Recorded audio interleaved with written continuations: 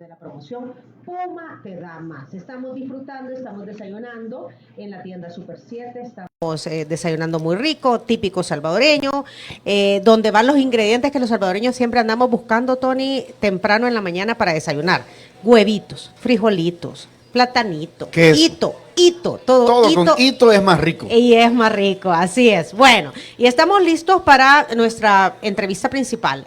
Así que agradecemos mucho a Reinaldo Albergue, asesor migratorio de SOS Inmigración, junto con Carlos Roberto Albergue, quien es también parte del equipo de SOS Inmigración. Y es que están pasando muchas cosas a nivel migratorio, creo que es importante, y tenemos muchos oyentes de la diáspora también que nos están escuchando en la Unión Americana principalmente.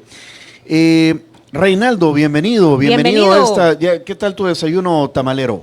Muy bien, rico. Espérame, creo que hay que encenderlo. Estamos ya, ¿sí? Muy bien. Es que aquel me lo da pagado. Muy bien, rico. Pongámoslo así, Reinaldo. Sí. Eso, Hoy sí. Muy bien. Hoy sí. Eso. Reinaldo Albergue, un saludo para todos los que están aquí en la tienda también, algunos haciendo cola, otros esperando el desayuno.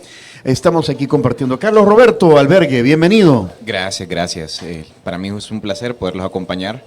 Y pues sí, traemos noticias que le pueden interesar a mucha gente. Sí, y no solo la diáspora, Tony, también a nivel local, pues hay muchos que están esperando precisamente toda esta oportunidad de reunificación familiar. Y de eso vamos a hablar el día de hoy. Hoy vamos a hablar de una palabra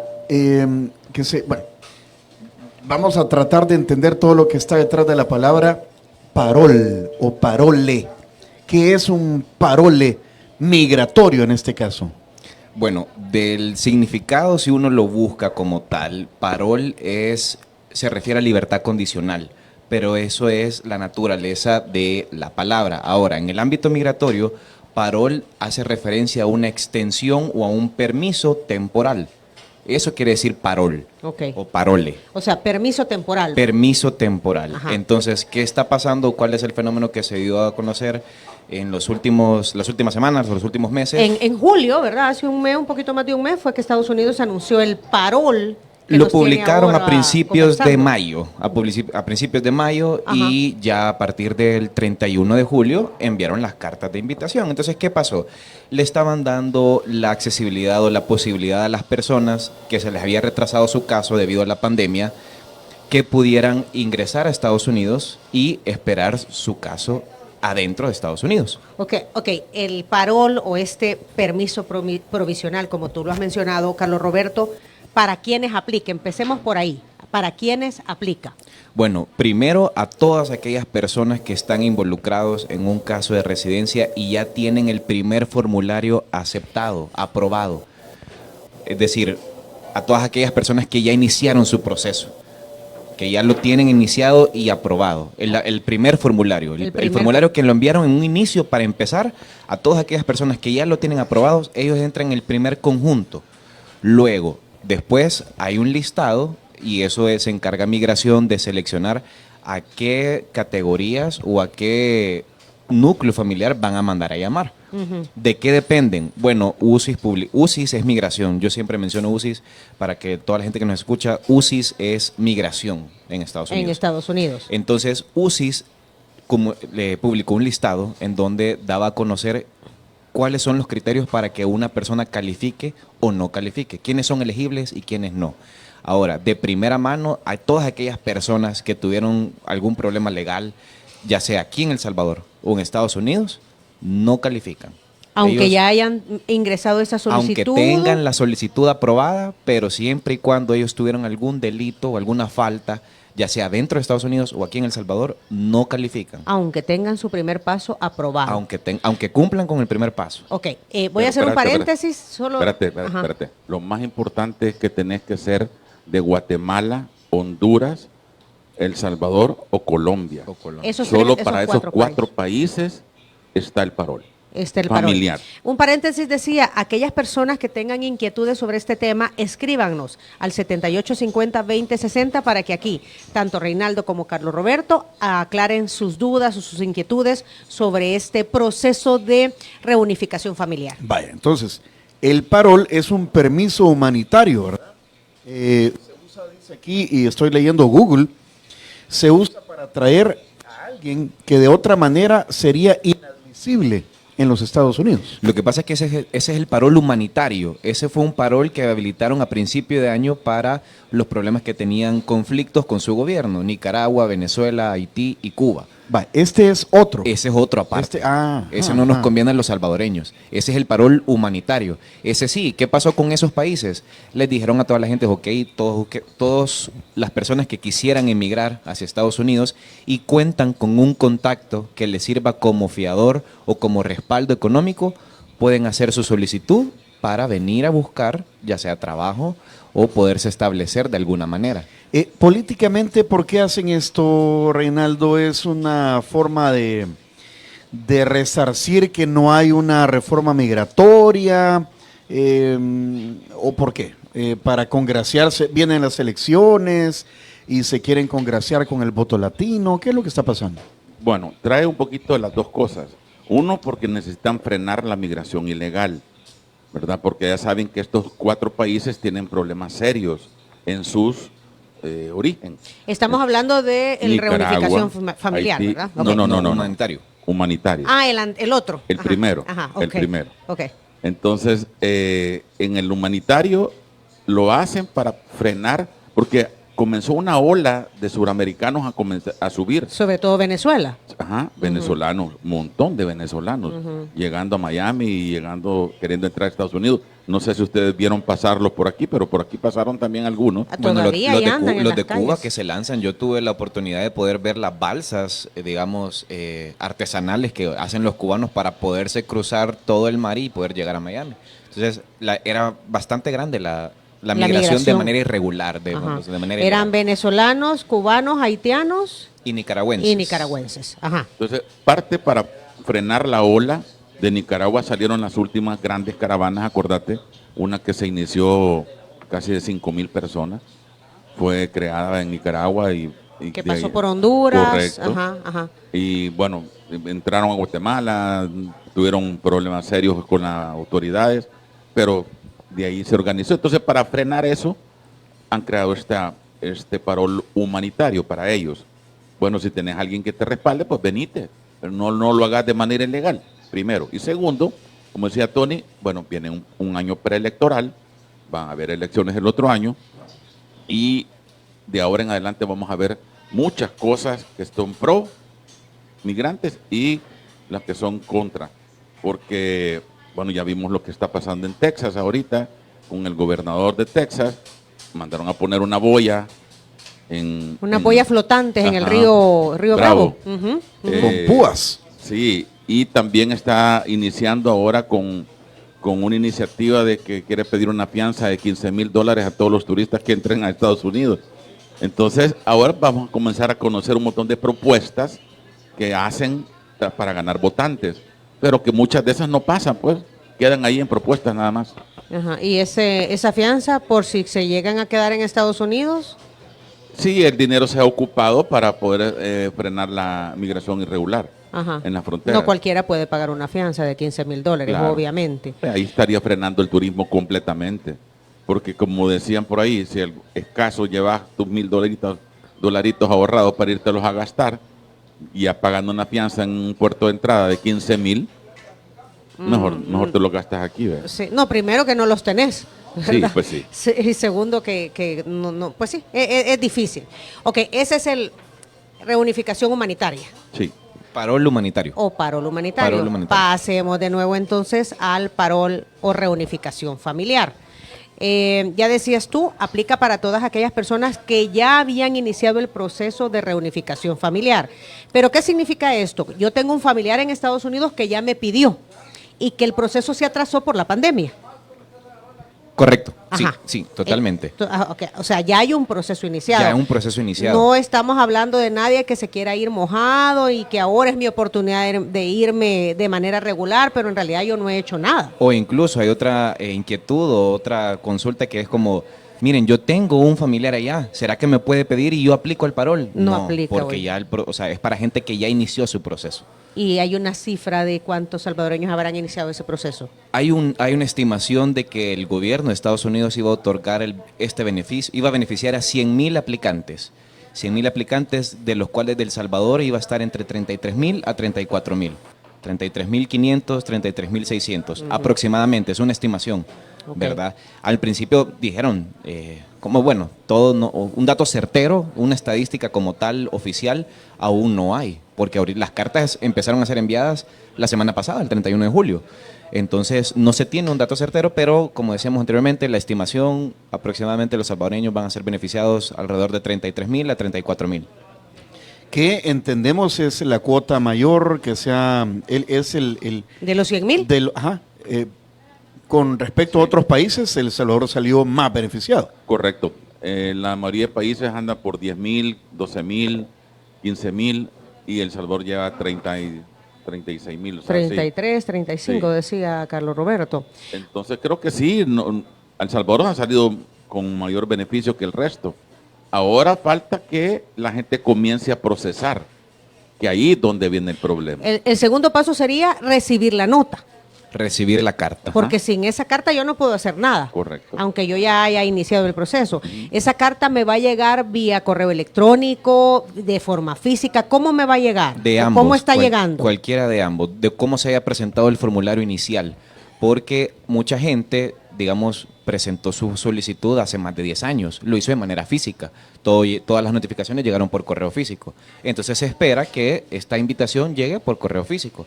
Pero hay muchas personas que iniciaron su proceso hace poco, se les aprobó su solicitud, pero lo hicieron de manera electrónica. Entonces, muy probable su notificación o su carta va a llegar por correo electrónico. A ver, aquí hay un comentario de Lilt Maré. ¿Qué tan cierto es que están devolviendo a los que se van con el parol de reunificación familiar? Dice, pregunta. Pero hasta ahorita no creo que alguien haya entrado con el de familiar. Han entrado con el humanitario. Ese sí, con el humanitario ya comenzaron a entrar de hace ratos. Incluso hay testimonios de personas que cuentan cómo fue su experiencia, etcétera, pero no con el de reunificación familiar, porque se acaba de comenzar. No creo que ninguna de las cartas hayan aprobado. Sí, las cartas empezaron a ser enviadas la semana pasada. No creo que alguien ya haya procesado el formulario. Bueno, de hecho, el proceso para aplicar a este programa yo le llamo, es algo complejo, es un proceso bien tedioso, porque sí hay que ser bien delicado. Se llenan formularios por cada aplicante. Estos formularios tienen que ser enviados, tienen que ser revisados. Entonces, hasta la fecha yo no conozco un caso donde ya alguien ya haya hecho todos los formularios y ya los tenga aprobados. Incluso ustedes como asesores migratorios se están preparando para llenar estos formularios. Bueno, nosotros como ayudarle a la gente a llenar estos formularios. Claro, nosotros como SOS, esta semana nos hemos dedicado a nuestros clientes que nosotros le hemos llevado el caso desde un inicio, porque ya tenemos los primeros casos de gente que ya le llegó la carta. Entonces ya nos sentamos, ya evaluamos, digamos, el perfil de cada persona, de cada aplicante. Vimos los formularios, ya lo estamos llenando. Hoy por hoy, esta semana nos estamos dedicando a nuestros clientes que nosotros le hemos llevado el proceso desde un inicio. A partir de la próxima semana sí vamos a estar abiertos al público, ayudándole a toda la gente que quiere saber cómo funciona o recibió la carta y qué tiene que hacer o qué prosigue. Con mucho gusto nosotros le ayudamos. Que no iniciaron el proceso con ustedes. Correcto. Ajá. Ayer, Reinaldo, te tuvimos en nuestra sección de asesoría migratoria en el programa y habían dos dudas. Una, había el hecho de que si hay que pagar para una vez haber recibido la solicitud o el documento con el cual puedo seguir el proceso, si yo tenía que pagar para continuar el proceso. Esa era una inquietud que había. Bueno, lo que pasa es que esta solicitud de la I-134 es gratis, no se hay que pagarla. Ajá. Lo que pasa es que vas a tener que pagar a alguien, a la oficina que te va a ayudar a hacer el proceso. Ajá. Ya comenzamos a escuchar algunos testimonios ayer de gente que ya había ido donde el abogado para que le llenara la I-134 y la persona dijo que el abogado le había pedido 1,500 por llenarle el formulario. Ajá. Porque es un formulario de 12 páginas. Es el que dice Carlos Roberto 14 mínimo, que 14 es complejo. Mínimo. Sí. O sea, este te lo puedo explicar porque este ya lo revisó de punta a punta. Ajá, es complejo, Carlos Roberto. O sea, una persona de manera individual no lo va a hacer. ¿Qué tipo de información te piden? Bueno, de todo. Yo, como digo, la famosa frase, le cuentan hasta las costillas a uno. O sea, quieren garantizar primero que el peticionario, es decir, la persona que es residente o ciudadano en Estados Unidos, tiene la capacidad y la estabilidad de poder sostener o respaldar a los nuevos migrantes. Entonces, preguntan de todos. Vaya, lo que pasa es que funciona de la siguiente manera. Cuando le envían la carta a uno, dice, tenés que llenar el formulario I-134A, ¿ok? Es un formulario gratuito. Al que está en El Salvador. Correcto.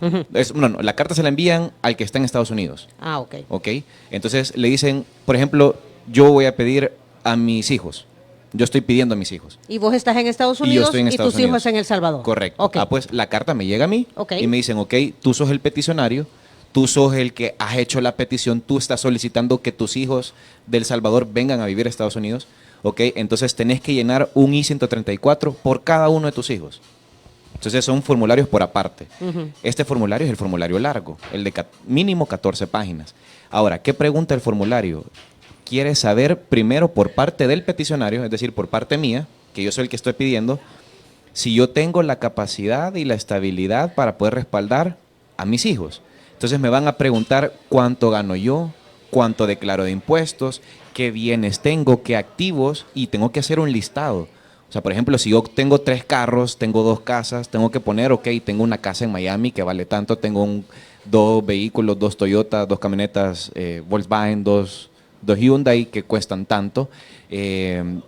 Tengo un terreno que estoy alquilando en tanto. O sea, tengo que brindar toda mi información. Mi cuenta de ahorros. Mis cuentas bancarias, Ajá. si tengo algún crédito, depósitos a plazo, todo eso, todo. ¿Cuánto gano?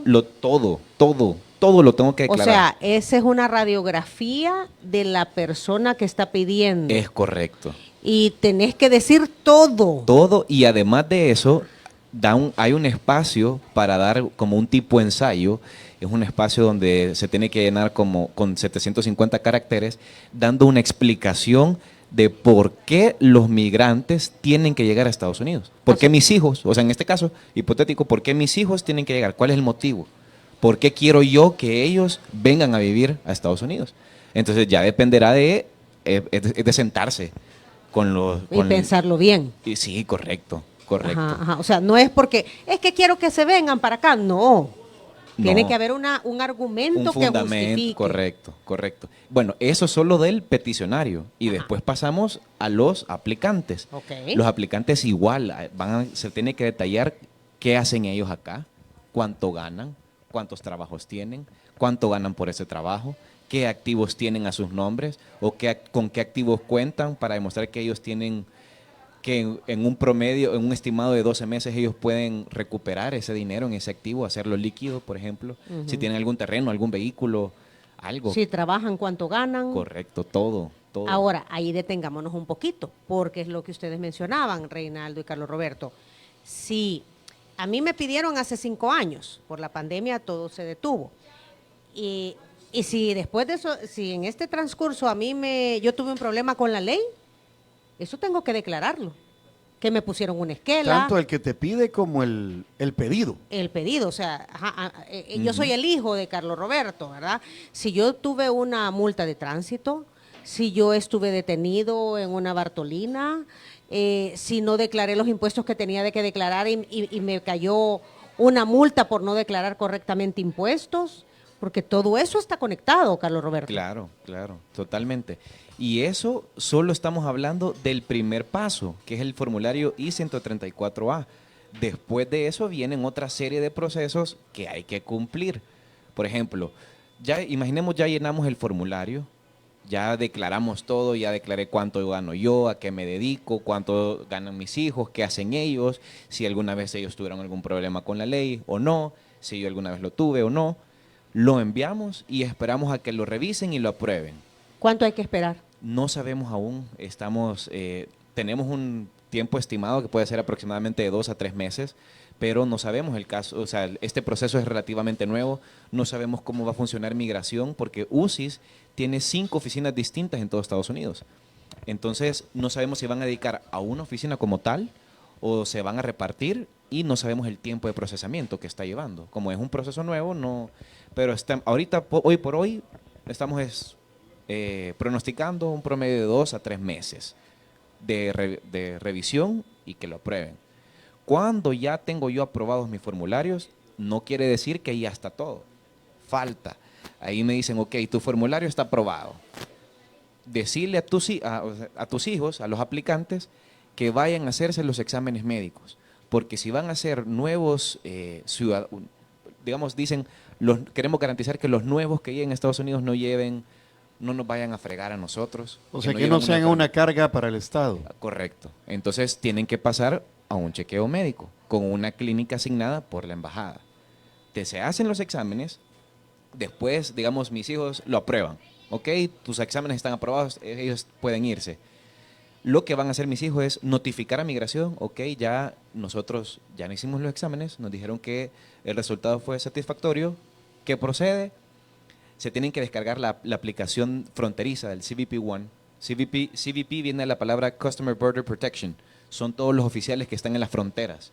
Entonces, los aplicantes tienen que solicitar a los agentes del Customer Border Protection una autorización de viaje para que ellos puedan viajar a Estados Unidos. Ya, entonces, ok, la solicitan, si se las aprueban, les dicen, ok, ustedes pueden viajar, están bien, tienen la luz verde para viajar. Entonces ya los aplicantes compran su boleto y se van. Ahora, no todo termina ahí, porque no quiere decir que ya teniendo la autorización o entrando, los van a dejar entrar. El oficial dice, si no le convence, lo puede mandar de regreso. Mira, es complicado, Es largo. Es largo. Por eso yo creo que es muy bueno el ejemplo que él puso de papá que está pidiendo a sus hijos. Sí. Porque vos como papá vas a pasar todo ese calvario. Es correcto. Ajá, ahí sí. Pues ¿Quiénes? sí, lo haces. Vamos a dejar planteada la pregunta, porque, pues sí, justificar en un ensayo por qué un papá está pidiendo a sus hijos es como bien lógico, no sé. Pero no sé qué otro tipo de casos habrán. Lo dejamos en pausa porque vamos precisamente a eso, a una pausa Hagamos comercial. pausa y saludamos a Alberto Espinosa. Cuando regresemos, Alberto, también hacemos la pregunta a nuestros representantes de SOS Inmigración que hoy nos acompañan, Reinaldo y Carlos Roberto Albergue. Breve pausa comercial.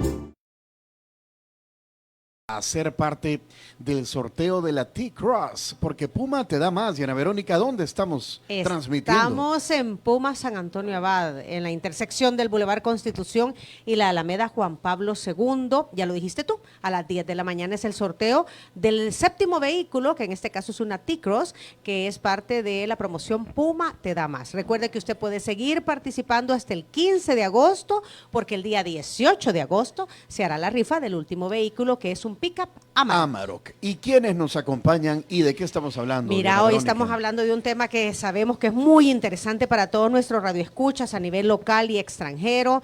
Reinaldo Albergue, Carlos Roberto Albergue de SOS Inmigración. Estamos hablando de este programa de reunificación familiar que está en vigencia ya, de los cuales Estados Unidos ha concedido aproximadamente 33,000, 35,000 espacios para El Salvador. Nos están explicando cómo funciona todo este parol de reunificación familiar. Tú habías dejado planteado una pregunta, compañero, pero aquí también tengo otra de un amigo de Radio Escucha, de Alberto Espinosa. Pregunta lo siguiente, Reinaldo y Carlos Roberto. ¿Cuánto costará el proceso después de recibir la invitación a parol de reunificación familiar? Bueno, lo que hablábamos, el formulario es gratis, pero lo que sí se va a pagar son los exámenes médicos de cada aplicante. Luego, costos costos antes de viajar, solamente es eso, los exámenes y lo que le cobre la oficina que le va a ayudar a llevar el proceso, ¿verdad? Eso va a depender, porque nosotros podemos tener unos honorarios, puede haber otra oficina que tenga otros, un abogado en Estados Unidos tenga otro precio. Entonces eso es volátil, es relativo. Dependiendo de quién le haga todo el proceso, correcto, quién le ayude a llenar los formularios. Digamos, costo fijo de lo que va a ser el proceso, nada más va a tener que gastar en los exámenes. ¿Y eso hay un precio específico? Hay un rango, dependiendo del aplicante, porque le preguntan a uno si toma un medicamento de manera permanente, o si tiene alguna enfermedad, o si ya está vacunado. Entonces, el rango de los exámenes andan entre $400 a $700 por aplicante. O sea, eso hay que tenerlo listo. Correcto. Hay que tener lista esa plata, ¿verdad? Correcto. Y de ahí serán los honorarios de la empresa que te ayude a llenar los formularios para seguir todo el proceso. Así es. ¿SOS Inmigración ya tiene un precio establecido o lo están evaluando? Lo estamos evaluando, tentativo, precio aproximado, puede ser por formulario, o sea, porque son formularios individuales, por I-134A, rondará entre los $500 a $700 por aplicante. Por aplicante. Por aplicante. Y tú tenías un interrogante, compañero. Sí, pero ya no me acuerdo. Ah, bueno, ok, sigamos. Esa está buena. Sí, pero ya no me acuerdo. Mira, Reinaldo, como siempre en estos trámites, ustedes, como oficina responsable que lo son, hay que decir siempre la verdad. Siempre hay que decir la verdad. Todo el tiempo. Lo que pasa es que en un proceso de esta magnitud, si tú te querés meter a mentir, o sea, no solo te estás echando a perder tu trámite, sino que estás manchando tu récord. Porque en el futuro, que quieras hacer cualquier otro trámite, ya te tienen tildado como una persona que quiso hacer fraude. Acordate que también puedes tener hasta penalidad legal en un caso de eso. Por haber mentido ante las autoridades de los Estados Unidos. O por haber presentado documentación falsa, por ejemplo. Eso es peor todavía, Reinaldo, porque Sí. eso es un fraude. Sí, hay muchas personas que la mandan a llamar porque llevan constancias de trabajo que logran conseguir que no son ciertas. Con sello, firma, ¿verdad? Y papel membretado. Y eso es fraude. Entonces, Fraude, sí. Ajá. Siempre. Y una consulta, y si yo cometo un tipo de fraude de esos que quiero engañar al gobierno de los Estados Unidos, porque la embajada es la representante en el país del gobierno de los Estados Unidos, ¿me van a procesar en base a las leyes de ellos o a las leyes del país en donde yo vivo? pues aquí tienen una oficina con la PNC, ¿verdad? Donde ellos pasan los casos con la PNC. Ya. Y la PNC comienza a investigar la sección que tiene trabajando a ellos adentro. Y ellos son los que te van a procesar, porque Ok. estás cometiendo el delito aquí. En El Salvador. Aquí, en El Salvador. Ok. Entonces sí puedes tener consecuencias que después te puedes arrepentir. Y como muchas oficinas asesoran mal a la gente y les dicen, pues, las oficinas incluso, ¿verdad? No, vos conseguí esto, conseguí lo otro y todo. Y la gente de Cae. nosotros, sí, porque nosotros no tenemos temor a la mentira. A nosotros no nos da temor mentir. Al salvadoreño es bien, lo hace con naturalidad. En cambio, para Estados Unidos la mentira es tipificada como delito. Y para ellos sí es serio un caso de Y eso. si yo soy a la persona que están pidiendo, yo también al cometer un delito de estos, estoy manchando a quien me está pidiendo. Lógicamente lo dejas mal parado con su récord, pues. Sí, te afecta directamente a ti, que son la que está presentando documentos. Que es lo que yo te decía. Cuando Carlos hablaba de que la gente tiene que ir a exámenes médicos, los papás que están allá pidiéndote a vos como hija, se van a dar cuenta quién sos hasta cuando ya vas a los exámenes, porque ahí te pueden salir de que vos tenés problemas con la droga, por ejemplo. Que consumo droga. Ya me acordé Sí. de la pregunta. ¿Quiénes están pidiendo a quiénes? O sea, decía, es lógico que un padre pida a sus hijos, pero ¿qué otro tipo de casos se están dando o podrían estar en proceso? Solamente las categorías que empiezan con la letra F. ¿Cuáles son las categorías que empiezan con la letra F? Los que no son inmediatos de un ciudadano americano. Esos no. Entonces, por ejemplo, familiares inmediatos de un ciudadano americano, esposo, padres o hijos menores de 21.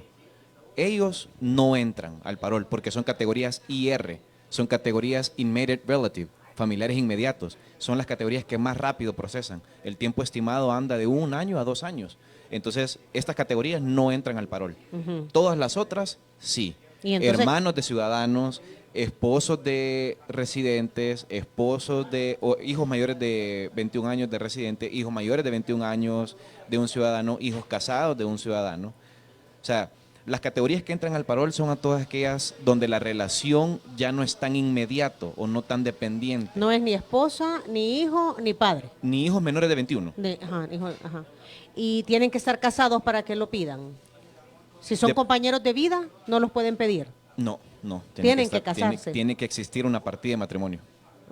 Ojo con eso, entonces cásese. Cásese, Ahí- vea cómo lo, ahí cómo sirve lo de- afianza. ahí sí sirve casarse, ¿ve? Ajá. Vea cómo lo afianza. Ajá. Y ese casamiento, ese matrimonio tiene que tener cierta cantidad de años. O sea, como para que no sea tan obvio que te has casado por el trámite. No hay una como suele a veces pasar, me imagino. No hay una restricción como tal, porque sí, ya hemos visto casos en donde el matrimonio de cierta manera es reciente. Ahora, ¿de qué depende de que lo aprueben o no? Porque claro, lo lógico es pensar si el matrimonio es reciente, puede haber que sea solo por interés, ¿verdad? ¿De qué depende? De las relaciones que se presenten. Generalmente son por interés, ¿verdad? Es que hay amor. No, por ejemplo, solicitan evidencia, entonces solicitan si tienen fotos, desde hace cuánto se conocen, si tienen hijos en común y hasta ahorita se van Ahí sí casando. sirve la foto, ¿ve? Ahí sirven las fotos. Comprometedoras Sí, mejor. mejor todavía.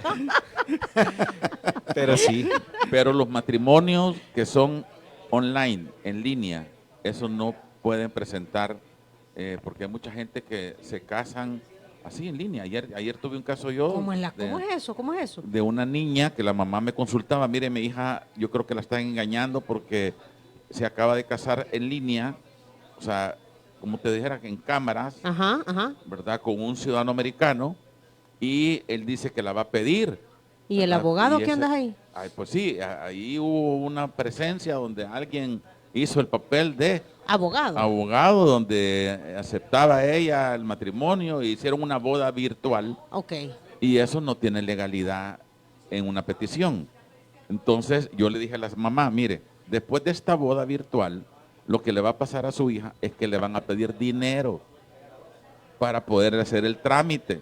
Y ahí es donde viene la estafa, el engaño, ¿verdad? Que aparece alguien que se quiere casar con vos y dice, no, mira, celebremos, mi abogado sabe encargar de todo. Nada más que sí, necesito que me ayudes a pagar el trámite porque yo no lo puedo hacer, ¿verdad? Ah, ya entendí a dónde está la estafa. Ajá. Entonces necesitamos que me mandes por lo menos unos $3,000, que es lo que cobra mi abogado por hacer papeles. Yo voy a poner los otros 3,000 aquí. Ajá. Entonces la gente cae y me dice, yo no sé, siento en mi corazón que a mi hija la están engañando. Solo espérese el cobro, le dije a la señora, ya vas a ver. Ahí es donde te das Aquí hay cuenta. otra Sí, porque yo no había consulta. escuchado eso. Sí, de que si es virtual la boda. No, pero es que no hay bodas virtuales. No, pues, Bueno, pero pero como ya, ahora. ya te enteraste de la primera. Y, Está raro. Así como hay noviazgos virtuales, No, pero compañeros. esa es otra cosa. Sí, O sea, no, no es un, no, ajá, no pero es- ya un no es documento un- legal, ¿verdad? Pues sí, acordémonos que ese es una casi que contrato. Es un contrato, Es un pues contrato. sí, una boda es un contrato. Aquí pregunta Edgar Balmori Rivas Reyes. Mi pregunta es, yo fui deportado en el 2009, ya cumplí mi castigo de 10 años. Me casé con una ciudadana americana en el 2019 y me metió papeles en febrero del 2020. El caso lo aprobaron hasta este año, específicamente el 5 del pasado mes, o sea, el 5 de julio. ¿Hay posibilidades de que yo pueda aplicar para el parol de reunificación familiar? No. No, porque la categoría de él es IR. Y Porque habíamos es- dicho que las IR no entran al parol, solo porque él es esposo. las que empiezan con las letras F. Ajá, esposo de una ciudadana. Y a los cabalito, a los 10 años se casó. Saludos. Saludo, Y gracias por hacer sus consultas a través de nuestras plataformas. ¿verdad? Bueno, y es que aquí hay que decirlo también, nosotros invitamos a Reinaldo, a Carlos Roberto, albergue de SOS Inmigración, porque SOS Inmigración es una oficina seria, ¿verdad? Que le va a dar a usted la información correcta de todo lo que tenga que ver con estos trámites migratorios para evitar estafas. Damarice de Díaz dice, licenciado, buenos días, para iniciar esos trámites, ¿qué se necesita? Yo creo que aquí hay que aclarar de que no es que van a iniciar trámites, Carlos Roberto. O sea, primero, la restricción inicial, que le llegue la carta de invitación.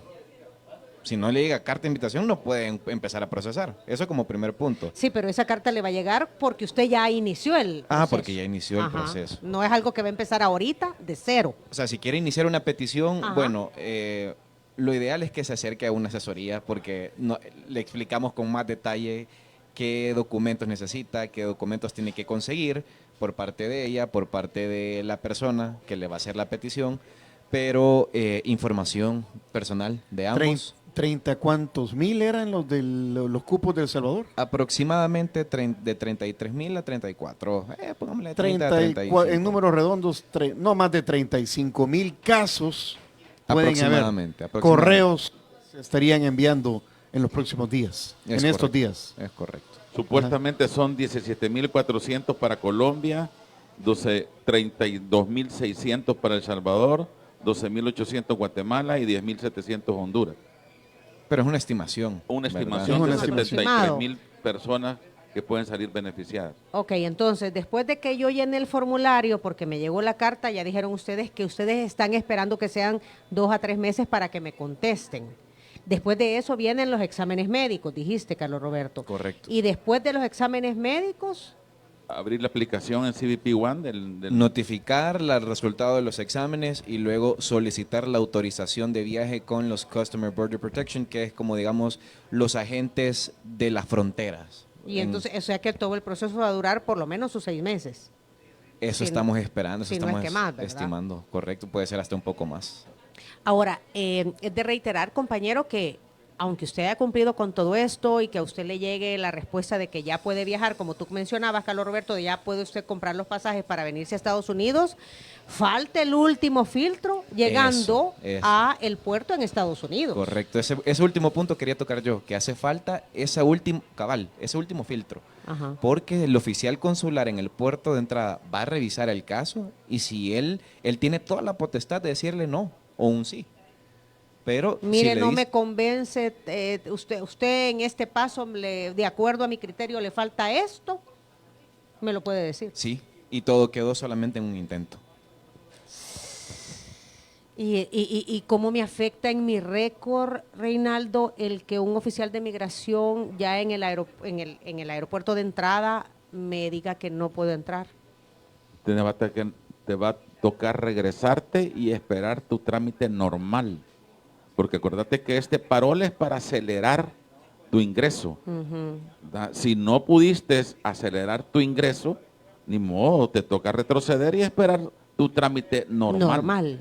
Pero me imagino que algo va a tener que afectarte esa decisión en un puerto de entrada. Ujú. Eso es lo peligroso. Bueno, ¿a dónde los encuentra la gente a ustedes para más información o para pues continuar este proceso y asesoría? Bueno, invitar a la gente que nos siga en nuestras redes sociales, Facebook, Instagram y también TikTok como SOS Inmigración. Es lo que está de moda y usted solo agarra el teléfono y lo busca. Ahí, ¿por qué le digo esto? Porque si se mete a nuestra página de Facebook, por ejemplo, tenemos las ubicaciones, direcciones, correos electrónicos, números de teléfono de nuestras 5 sucursales. ¿Cuáles son esas 5 sucursales? ¿Y dónde no hay sucursales? Porque a Reinaldo le toca, así como, miren, voy a aprovechar, anda circulando en Facebook una foto mía, aquí me acaba de mandar Janet Palacios, me dice, lo vi pasar en mi Facebook y yo le puse, sí, anda circulando, ya lo denunciamos, aparezco yo, un cintillo que dice última hora, una foto del presidente Nayib Bukele y una información ahí que es como de publicidad de Facebook. Y tú me lo mandaste también, Reinaldo. Sí, correcto, sí. Yo dije, Tony se está haciendo más famoso todavía. No, pero no, están usando mi rostro. Pero yo no sé por qué no hay investigadores en esa área que puedan detectar a esta gente que se está aprovechando, porque aquí mucha gente va a caer pensando que es una noticia de verdad. Y cuando te miran a ti, pues, y al presidente de la par tuya dicen, no, esto es creíble. Pues a saber. Pero a ti te pasa también que abren oficinas con tu rostro y no estás tú ahí. Sí, no estoy ni en Sonsonate ni en Cara Sucia y ahí está la fotografía mía en los banners. Pero bueno, tenemos un kiosquito en Plaza Mundo, Soyapango, tenemos uno en Lourdes Colón, en Centro Comercial El Encuentro, en Santa Ana, frente al Estadio Oscar Quiteño, y en San Miguel, en Centro Comercial El Encuentro, El Sitio. Ahí está otro kiosquito nuestro y la oficina central aquí en la Colonia Escalón, final 71 Avenida Sur, media cuadra abajo del Táver. Ahí está. Y lo más fácil que lo busquen en SOS Inmigración, ¿verdad? En redes sociales. Facebook, Instagram y TikTok. ¿Y el número telefónico? 2511-3600 o 2511-3621. Recuerde que todos los trámites son individuales. Una persona le va a atender directamente a usted, ¿verdad? O sea, cada caso es totalmente individual, ¿verdad? Claro. Y es tratado de manera muy personalizada. Claro, y dentro de nuestros principios y nuestros valores está la confidencialidad, ¿verdad? Confidencialidad. Eso. Sí, que la información que usted proporcione, pues, correcto, quede entre SOS Inmigración y sabemos que los trámites son de cierta manera delicados, entonces nosotros, como decíamos, dentro de los valores, los principios y del profesionalismo es eso, es un trato personal, ¿verdad? Con nuestros clientes. No divulgamos para nada la información. SOS Inmigración conoce todo lo tuyo, compañero. Pues sí. A mí me tienen bien chequeada ahí. A mí también. Por lo menos hace como 4 años, ahí me tienen bien chequeada. Bueno, muchas gracias Carlos Roberto, Reinaldo, como siempre, muy agradecidos de su asesoría migratoria para nuestra audiencia. Si quieren volver a escuchar esa entrevista, pongan atención a lo siguiente. Si quieres volver a escuchar esta entrevista, ingresa a 360podcast.sb, el primer hub de podcasteros salvadoreños. Sigue a Diana Verónica y Tony la entrevista en Spotify, Google Podcast, Apple Podcast, Amazon Music o TuneIn.